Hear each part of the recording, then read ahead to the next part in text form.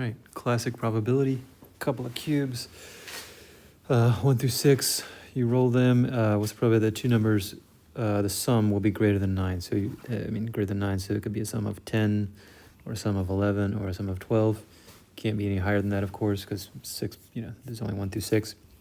Then we just list out the ways we can get to each of these sums. So to get a sum of 10, we could roll a 5 and a 5, or we could roll a 6 and a 4, or also a 4 and a 6. These are distinct outcomes because I could roll, one of them could be a 6, the other one's a 4, or, one of them is, the first one's a 4 and the second one's a 6, Only one way to get a 5 and a 5, because just one of these has to be 5 and the other one has to be 5. No other way to describe that.